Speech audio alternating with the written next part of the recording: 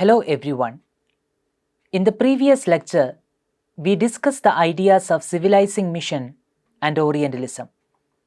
In this lecture, we are going to further explore the idea of civilizing mission. The civilizing mission was a justification for the colonial rule, claiming to uplift the native societies by imposing European values on them.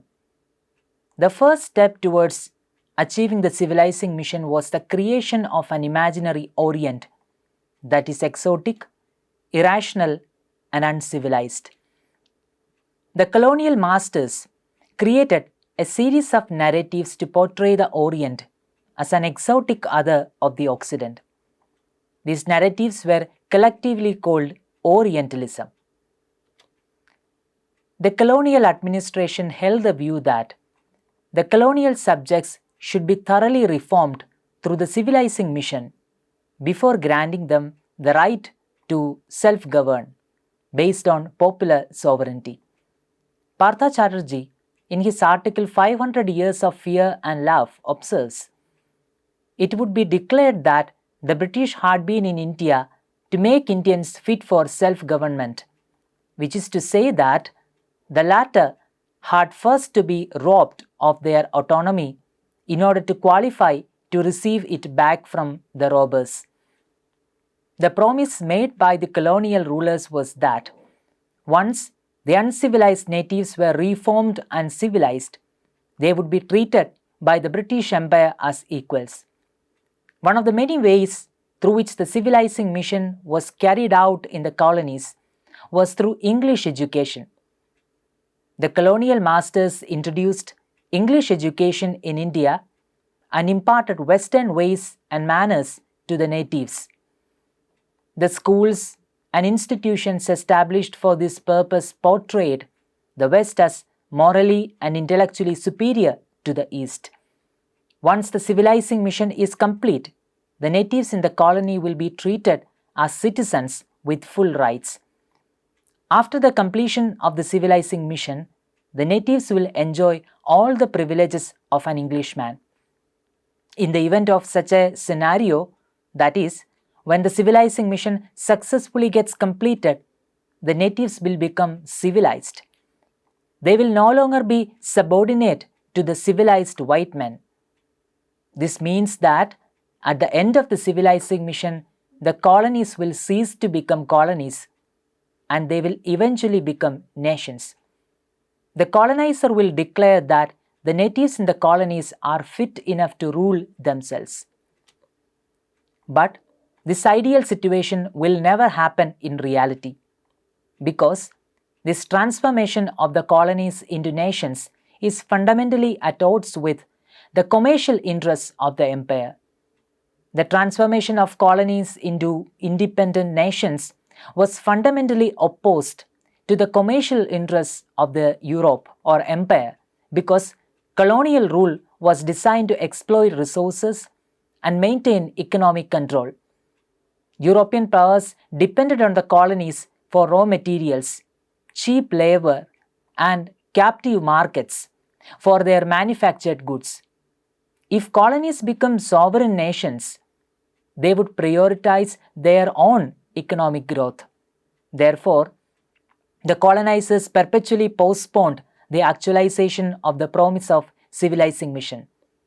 In other words, although the colonial masters promised that at the end of the civilizing mission is the autonomy of the colonies for self-governance, it will never happen. What will be the excuse of the colonial masters for not completing the civilizing mission? The colonial master would say that the natives in the colony cannot be reformed completely. Since they cannot be reformed fully, there can be no end to the civilizing mission. In this context, it's very interesting to refer to Bhabha's famous essay of Mimicry and Man, the Ambivalence of Colonial Discourse. In the essay, Bhabha says that a native in the colony can at most become anglicized, not an Englishman. In other words, a native can only resemble a civilized man. He cannot become fully civilized like an Englishman. This means that there is no end to the civilizing mission.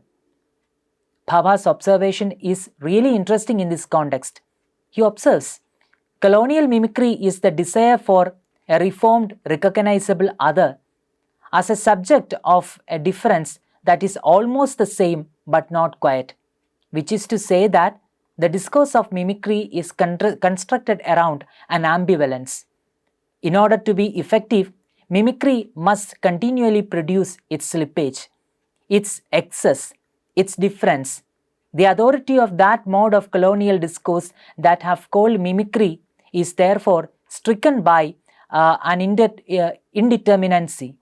Mimicry emerges as the representation of a difference that is itself a process of disavowal. Mimicry is thus the sign of double articulation, complex strategy of reform, regulation and discipline, which appropriates the other as it visualizes power.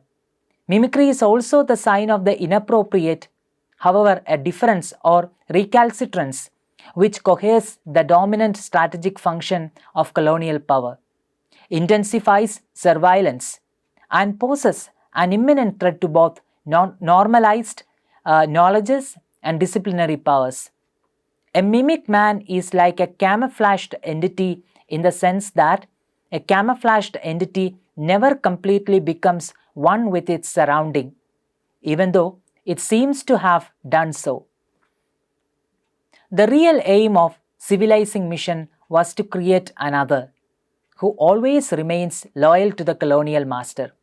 Thomas Babington Macaulay, in his famous Minute on Indian Education, stated that the goal of colonial education was to create a class of people who were Indian in blood and color, but English in taste, in opinions, in morals, and in intellect.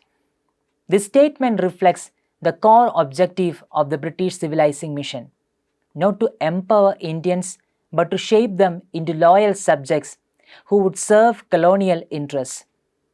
By promoting English education and Western values, Macaulay aimed to create intermediaries who would help sustain British rule.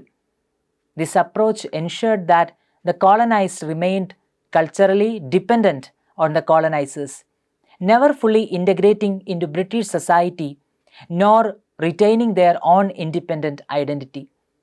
Ultimately, Macaulay's vision exemplifies the contradictions of colonial rule, offering the illusion of progress while reinforcing subjugation. Bhabha further gives a very interesting example in this regard through Charles Grant's observations on the state of society among the Asiatic subjects of Great Britain. Grant envisioned a system of education for the Indian population that would be conducted entirely in English and rooted in Christian and English values. This system would not only teach Christianity but also transform the moral and social fabric of Indian society. Grant believed that educating Indians in this way would help integrate them into the British colonial order. He thought that Christianity would promote moral reforms in India, creating a civilized and moral society, thus making it more governable under British rule. The reform that he referred to was not just about improving personal conduct, but about reshaping the Indian population to fit the colonial ideal. But we should note that Grant did not advocate for a complete conversion of Indians into the image of an Englishman.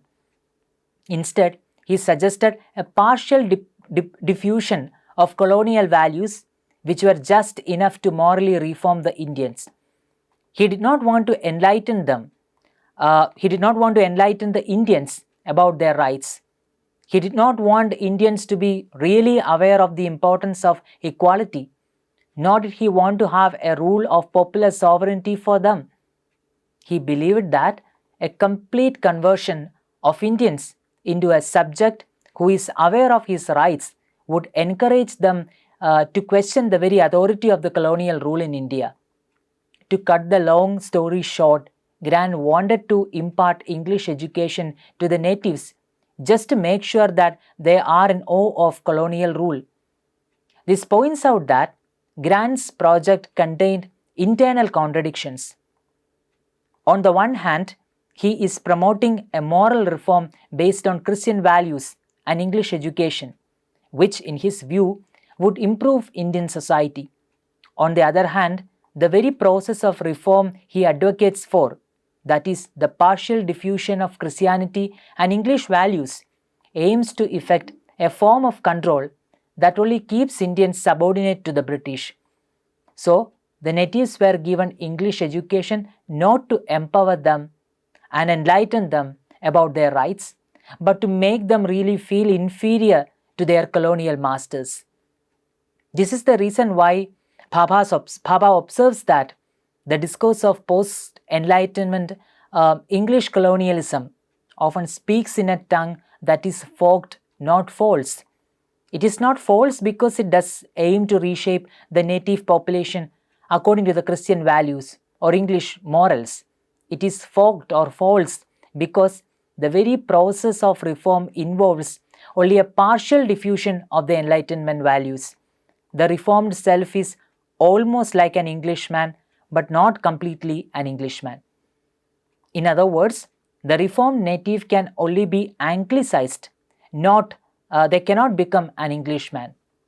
Okay, now let's wind up the lecture by summarizing all the major points that we have discussed so far. We saw that the civilizing mission was presented as a promise to uplift colonized people by reforming them socially and morally.